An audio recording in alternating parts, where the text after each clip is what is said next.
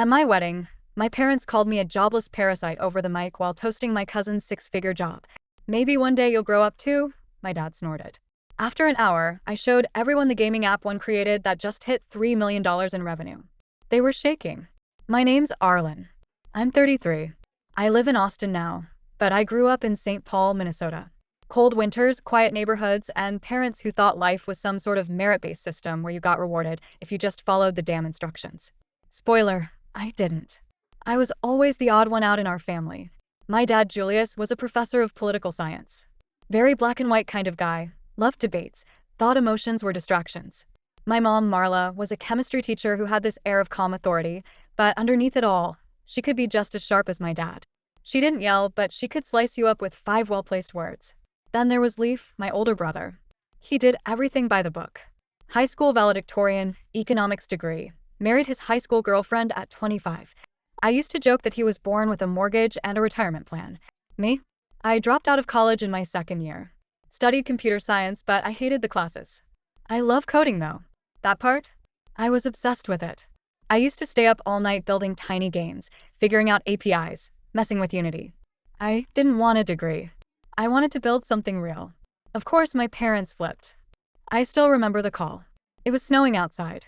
I was living in a crappy shared apartment with 2 other broke devs and eating expired cereal for dinner. Are you seriously dropping out? My mom said over the phone. Yeah, I'm gonna freelance full-time. I've got some gigs lined up and I'm working on a game you're going to throw away your future for. What? Apps. My dad got on the line next. You want to be a dropout living in your pajamas, playing with computers? That's what you think a career is. I didn't even argue. I just said, I think I've got something here. He laughed. Actually, I laughed. That was 7 years ago. Since then, it's been one long uphill climb. I scraped together money from small freelance jobs, lived on crap food, and poured everything into one project. It started as a text-based browser RPG, then slowly became something bigger. I called it Spellraiders. It was a strategy fantasy hybrid game, mobile first, with a heavy emphasis on storytelling and character development. Kind of like if Fire Emblem and Diablo had a baby. Took me 5 years to get it into a playable beta.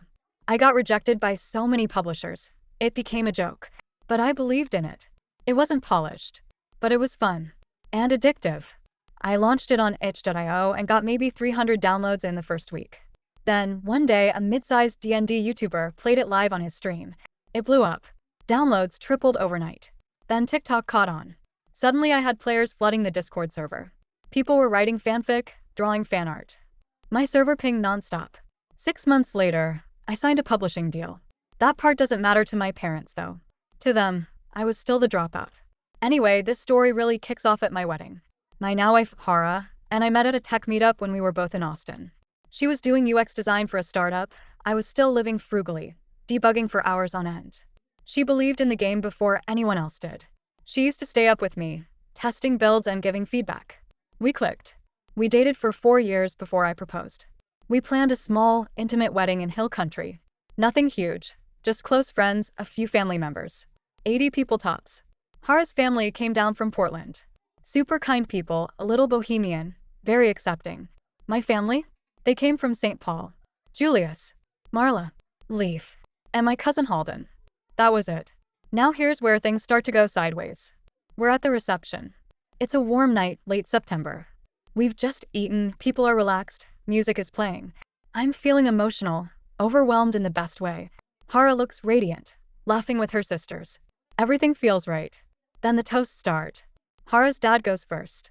He's kind of a hippie, long white hair, talks slowly like he's chewing each word. I've seen my daughter grow into a fierce, brilliant woman, he says. And Arlen, I've seen you support her with love and patience. I couldn't be happier to welcome you to our family. Everyone claps. I'm tearing up. Then my dad stands up. He doesn't have notes. Of course he doesn't. He speaks like he's giving a lecture to a class that already annoys him. Well, he starts chuckling. At least one young man in the family figured things out. There's a weird silence. He raises his glass in Halden's direction. Halden just got promoted to senior consultant at KPMG. 6 figures, big office, real future. We're proud. People clap awkwardly. Then he turns to me. And Arlen here. Well, Arlen's still figuring things out. Spends a lot of time playing games on his computer. Maybe one day, he'll grow up too. Laughter. From some people. Others look confused. My mom is smiling. Like this is all hilarious. Leaf looks blank. Halden looks like he wants to crawl under the table. I freeze. I hear Hara exhale sharply next to me. My chest is tight. I don't say anything. I can't. My wedding. My own dad just publicly humiliated me during a toast. I got up, walked outside. Stood near the trees for a while, hands shaking. Hara came out a minute later, slipped her hand into mine. I'm sorry, she whispered. That was cruel. I nodded. I should have seen it coming. Then she said, you know what? Screw that. Show them. And that's when I made a decision. I went back inside. My heart was hammering, but I walked up to the DJ and asked if I could plug my laptop into the projector. He looked confused, but nodded. I pulled up my app's dashboard. Launched the live analytics for spell raiders. Everyone's attention drifted to the screen as I tapped the mic. Hey, I said. My voice shook a little, but I pushed through. I don't usually talk about this kind of thing, but since we're doing speeches and talking about careers, I figured I'd share what I've been working on. I gestured at the screen. This is Spell Raiders, a game I created. I've been building it for years. This week, it crossed $3 million in revenue. Gasps. The publisher just wired the funds. We've hit 7 million downloads. Top 10 in the App Store for RPGs. I turned toward my parents. I may not have taken the path you wanted, but I'm not a parasite. I built this, and I did it without your approval. Without your help. Silence. Someone clapped. Then more people joined in. Hara's whole family stood up. Her sisters were cheering. Even Halden gave me a slow nod and raised his glass. My mom looked like someone had slapped her. My dad just sat there blinking. And I thought that was it. But it wasn't. Because a week after the wedding, my brother Leaf called me. Can we grab a drink? He asked. I was surprised. We'd never been close. But I agreed. We met at a bar downtown. Ordered beers. Made small talk. Then he looked down at his glass and said, I need to tell you something. I waited. It's about your college fund, he said. You're 529. Mom and Dad. They used it. My brain went still. They used it for Halden's tuition, he continued. They thought you weren't going to make anything of yourself, so they redirected it. Quietly. I found the paperwork years ago. I didn't say anything. I should have. I felt like someone had punched me in the gut. All those years they told me to get it together. All the shame. All the disappointment. And the whole time, they'd stolen my future and handed it to someone else. I didn't get mad at Leaf. He looked wrecked just telling me. But I went home and told Hara everything. She said, we're done with them. I agreed. The days after Leaf told me about the college fund were weird. I'd sit at my desk, open up Unity, try to debug a line of code or respond to a user feedback thread, and suddenly I'd stop, just frozen in place, replaying that conversation. Every detail. Every word. They used your 529 for Halden. I kept hearing it over and over. Like, imagine trying to make peace with your parents, always treating you like a disappointment, the joke, the kid they didn't understand. And then learning they didn't just feel that way. They acted on it. Secretly. Quietly. They actually took something that was supposed to be for you and gave it to someone else. It felt like I'd been punched in the soul. Hara noticed. You're not sleeping, she said one night while brushing her teeth. I'm fine. You keep chewing the inside of your cheek when you're stressed. You've been doing it since I met you. I sighed. I thought I'd already made peace with them. Like, yeah, they're distant, they don't get me. Whatever. But this is actual theft, Hara. It's betrayal. She came and sat on the bed next to me. So what are you gonna do? I looked at her. Honestly, I don't know. I want to scream at them. I want to show up at their house and shove the damn documents in their faces. But I'm just tired. She nodded slowly. You don't owe them your anger, she said softly. You don't owe them anything. It stuck with me. A few days later, I sat down and wrote an email. Not a rage-filled one, just clear. Cold. Subject. Wedding video access. Hi Mom and Dad, you asked for the link to the wedding video. The answer is no. I've learned that you used my college fund to pay for Halden's tuition behind my back. I've confirmed this with documentation. I shouldn't be surprised, considering the way you've always spoken about me, as if I were a burden, a mistake. At the wedding, Dad took the mic and chose to humiliate me in front of friends and family. You both laughed. That night, I showed you that the app I've built, alone, with zero help or support from either of you, is now worth more than anything you imagined possible. And still, I know none of it will ever be enough. Because your love was never conditional on success. It was conditional on obedience. I'm done. Arlen, I hit send. They never replied. Not even to deny it. Not even to defend themselves. Just silence. The kind of silence that feels like a locked door that will never open again. At first, I thought I'd feel free. And I did. A little. But also, hollow. You don't grow up thinking you'll ever cut your parents off. You imagine things being hard, sure, but somewhere deep down, you think they'll come around. That one day they'll say we're proud of you and mean it. But sometimes, that moment doesn't come. And then, you have to decide what you'll do without it. Around a month later, Halden called me. Which was surprising. We hadn't spoken much since the wedding. He'd sent me a quick congrats text about the game going viral, but that was it. So when his name popped up on my phone, I almost didn't answer. But curiosity got the better of me. Hey, I said. Hey, Arlen. Got a minute? Sure. There was a pause on his end. I heard from Leaf. About the 529 thing. I sat up straighter. Yeah. I didn't know, man. I swear to God. I thought my folks were helping out, but I never knew it came from you. I didn't say anything. I wasn't even sure what to say. I feel like crap, he added. I mean, I was a kid, you know? But still, that's just, it's so messed up. Yeah, I said. It is. He sighed. I've been thinking about it nonstop. I want to pay it back. I know I can't undo it, but I don't want to be the reason you got screwed. I leaned back in my chair. Halden, it wasn't your fault. You were a kid. They made the choice. Not you. Still, he said. I mean, if there's any way I can make it right. I appreciate it, I said, and I meant it. But I don't need the money. Not now. Yeah, but it's not about need. It's about right. There was a weird pause. You're probably the only one in the family who's ever said that, I muttered. We talked for a while after that. Nothing deep, just caught up. And honestly, it felt kind of good. Like at least one thread from that mess of a family wasn't frayed beyond repair. At the studio, things were exploding. Spell Raiders hit a milestone I never dreamed of, top 5 in the App Store's RPG section. We started getting emails from investors, offers from bigger studios. I hired 2 more developers. We rented a small office downtown with brick walls and bad parking, but I loved it. Hara joined full-time to lead marketing and community management. She was a natural. Players loved her energy. She posted behind-the-scenes clips, did live streams, even got a few cosplayers to showcase their creations. One day, I got an email that made me just stare at the screen for a full minute. It was from IGN. They wanted to do a feature on the guy who went from dropout to top mobile game developer. I laughed. Out loud. Just sat in the office and laughed like a maniac. I forwarded it to Hara with the subject line, "Would Julius approve now?" She sent back, he'd say IGN is for kids and nerds and then complain about the lighting. Despite all the success, I'd be lying if I said I never thought about my parents. Every once in a while, late at night, I'd wonder, do they even regret it? Do they tell their friends about the wedding? About how they humiliated their son and then found out he was a millionaire? Or do they just pretend it never happened? I didn't know. I didn't reach out. Then came the voicemail. It was a random Tuesday afternoon. I'd just gotten off a Zoom call when I saw the notification on my phone. Missed call. Unknown number. Voicemail left. I played it. It was my mom. Arlen, it's your mother. We've been thinking about you. A lot. Things have been complicated. I'd like to talk. If you're willing. No apology. No mention of the email. Just a breadcrumb of sentiment, dangling on a string. I didn't call back. Not yet. Because I knew that voice.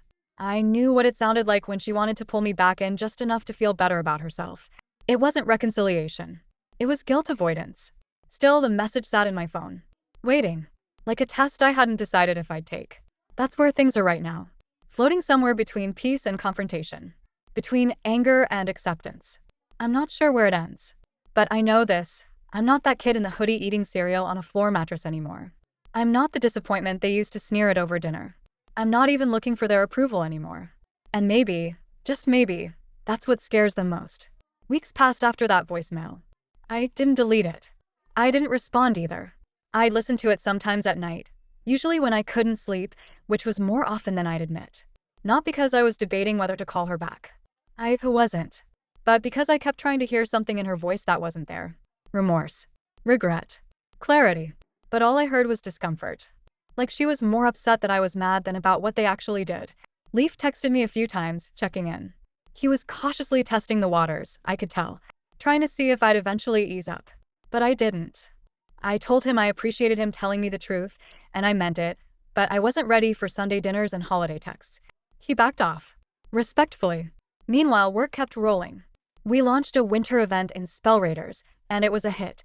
We introduced a snow-themed expansion zone, custom skins, and even a limited-time villain voiced by a minor celebrity from one of those Netflix fantasy shows.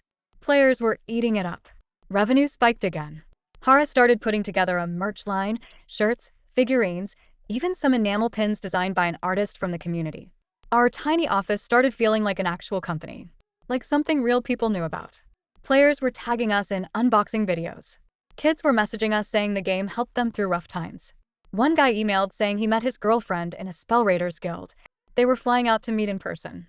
I forwarded that email to Hara with the caption, "We're basically Cupid with swords."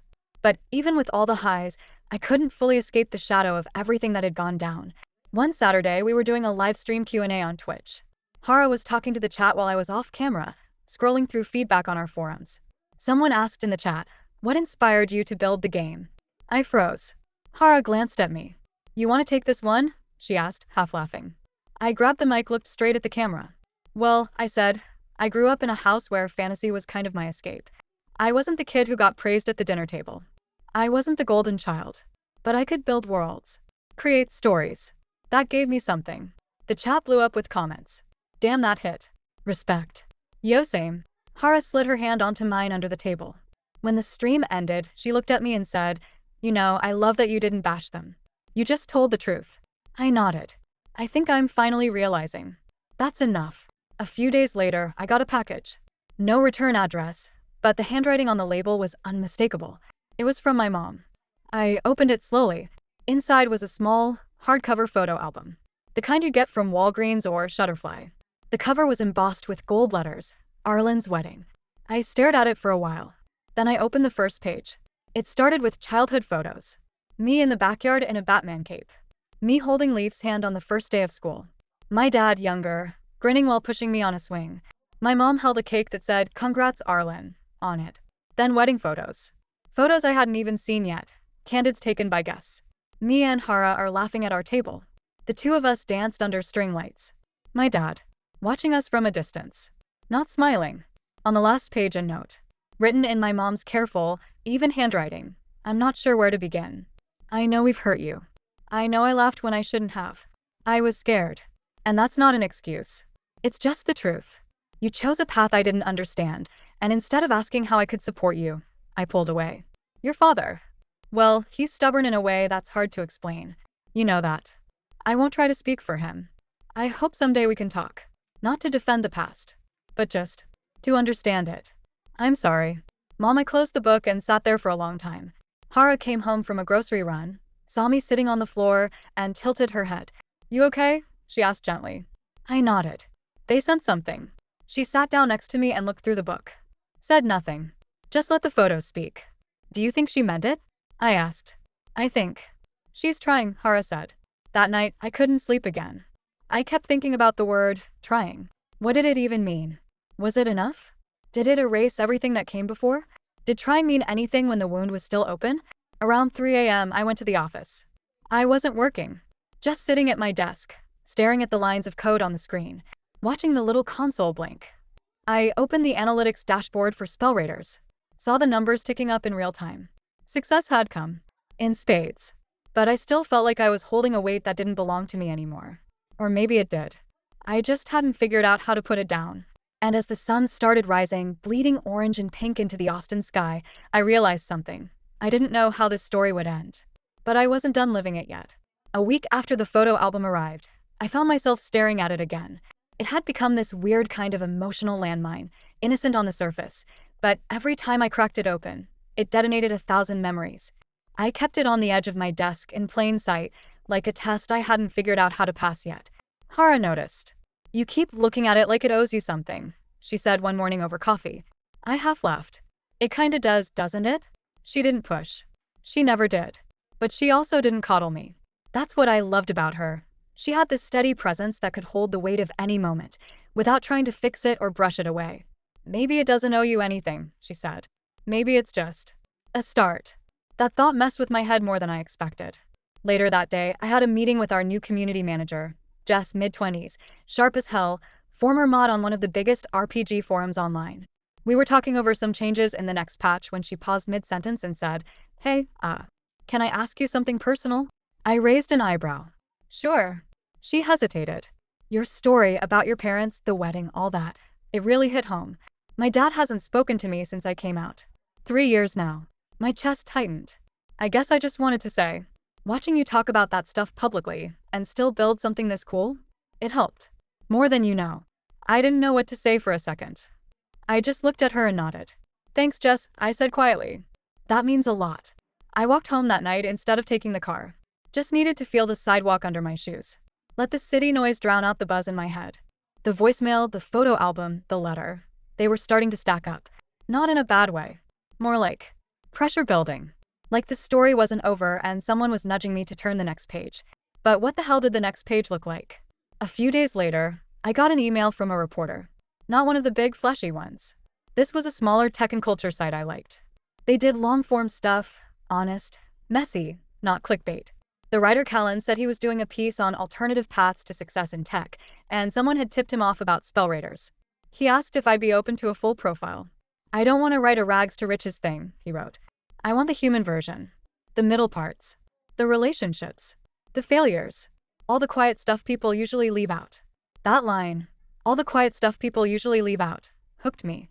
I agreed. He flew into Austin a week later and met me at the studio. He was maybe late 30s, wore glasses and an old denim jacket, carried a beat-up notebook and a voice recorder. Didn't look like any tech journalist I'd ever seen. We talked for almost 3 hours. He asked everything. Not just about the game, but about the grind. The loneliness. The imposter syndrome. My parents. The speech. The photo album. He asked what success had actually changed, and what it hadn't. At one point, he leaned forward and said, "Do you think you built this game to prove something to them?" I stared at him. "I don't know," I said finally. "I think I started that way. But now, it's bigger than them. It's about proving something to the kid I used to be." He nodded slowly.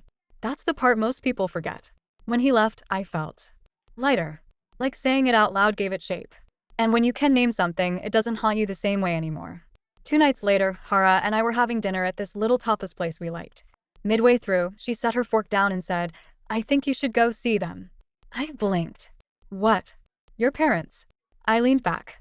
"Are you serious?" She nodded. "Look, I'm not saying you need to forgive them. Or make things how they used to be. But you've got momentum right now. Emotionally. Creatively. You're changing. I see it.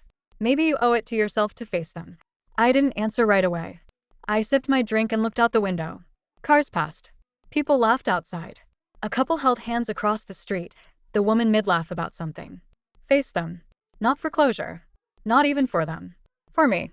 I didn't say yes that night. But I also didn't say no. The next morning, I found myself scrolling through flight options to Minneapolis. I hovered over the book button for a while, then shut the laptop. An hour later, I reopened it and booked the ticket. One way. Not because I was planning to stay, but because I didn't know what would come next. I didn't want to rush it. I told Hara. She just nodded and gave me a long hug. "If it gets bad," she said, "leave. You don't owe anyone your pain." I nodded. I know. As I packed a small duffel bag, I saw the photo album on my desk. I stared at it for a moment, then slid it into the bag, not because I planned to show it to them, but because part of me needed to remember everything at once. The good. The ugly. It's complicated. All of it. I didn't sleep much the night before the flight. Instead, I stayed up watching the analytics dashboard tick upward. Watched strangers log in to play a world I'd made from scratch. Watched a message pop up from a user named Just One Paladin. This game got me through a really dark time. Thank you. I closed the window. Opened a new one. Typed out an email to Callan, the reporter. Subject: follow-up idea, I'm flying back home. Might be something there for the ending. Or maybe just another messy chapter. Either way, it feels like the right time. Arlen, I hit send. Then I zipped my bag shut. I landed in Minneapolis on a gray, cold afternoon. The kind of cold that immediately seeps into your sleeves, no matter how fast you move. The airport looked exactly the same as it always had. Sterile, quiet, vaguely apologetic in design. I took a cab to a small Airbnb near Como Park. I didn't tell anyone I was coming. I wanted time to breathe, to orient myself. Do not feel like a chess piece in someone else's game. That first night, I just walked around my old neighborhood. Past the gas station where Leaf and I used to buy Slurpees. Past the corner where I crashed my bike when I was 10 and my mom scolded me for being careless while I bled from my knee. past the faded brick library where I first read about game design in a dusty, dated programming book. Everything felt smaller than I remembered. Less haunted. Like I had outgrown the ghosts. The next day, I made my move. I didn't text. I didn't call. I just showed up. My parents' house looked exactly the same. White siding, dark green shutters, wind chimes swaying weakly on the front porch. I stood on the steps for a full minute before knocking. The door opened slowly. It was my dad. He blinked at me like I was a stranger. "Arlen." "Hey," I said calmly. "Can we talk?" He stepped aside. My mom appeared in the hallway behind him. Her face froze. Then she nodded, almost cautiously, like someone approaching an injured animal. We sat in the living room. No one said anything for a while. Then she spoke first. "You got the photo album." I did. I meant everything in the note. "I know." Silence again. My dad cleared his throat. "We didn't expect to see you." "I didn't come for an apology," I said, though that was a lie. A little one. I had hoped for something, even just a flicker of accountability. I continued, because I wanted to look you both in the eye and say, "I'm done needing anything from you." My mom's eyebrows pulled in slightly. My dad leaned forward, hands clasped like he was about to say something defensive, but I didn't give him the chance. "I know about the 529. I know about what you said at my wedding. I know how you see me, or at least how you used to. I don't need you to explain. I don't even need you to regret it." I stood up and pulled a thin, black folder from my bag, placed it on the coffee table. "This is a copy of the equity agreement for Spell Raiders, LLC. As of last quarter, it's valued at $9.4 million. This folder shows my full ownership." They both just stared. No trust fund. No inheritance. No help. Just me, and the people I chose to build it with. Not the people who thought I was a failure. My dad opened his mouth, then shut it. "Do you know what it feels like," I asked quietly, "to win without anyone in your family rooting for you?" Neither of them answered. "Now you do." I turned and started walking toward the door. My hand was on the knob when my mom said, "Wait." I paused. She stood up, took one small step forward. "I don't know how to fix this," she said. I turned to face her. "I'm not sure you can." She swallowed hard. "But can we be part of your life again? Even if it's small." I looked her in the eyes. "Maybe," I said. "But you'll have to earn it." She nodded, slowly. And then, just as I was about to leave, I added one more thing. "I'll be speaking at a conference in Austin next month. Tech panel. Innovation in Indie Gaming. National press. They're streaming it online." I glanced at my dad. "Maybe you can tune in. See what playing games in my pajamas led to." He flinched. Just slightly. And that was enough. I walked out. Back in Austin, everything felt brighter. Sharper. I didn't realize how much weight I'd been carrying until it was gone. I gave that talk at the conference. Told my story without sugarcoating it. Talked about failure. About independence. About building your own family when the one you're born into doesn't show up for you. Afterward, I got swarmed by students, by parents even. People who saw their own lives in my story. And somewhere in the crowd, I spotted Halden. He wasn't speaking, just watching. When it was over, he came up to me. "They watched it," he said. "Yeah. Twice. Back to back." I smiled. He grinned. "They're quiet these days." "Good." He paused. "You gonna let them back in?" "I don't know," I said. "But I know this. I'm not angry anymore." "Feels good, doesn't it?" "It really does." He held out a small wrapped box. I raised an eyebrow. "What's this?" "Open it later." When I got home, I did. Inside was a single metal pin, custom-made.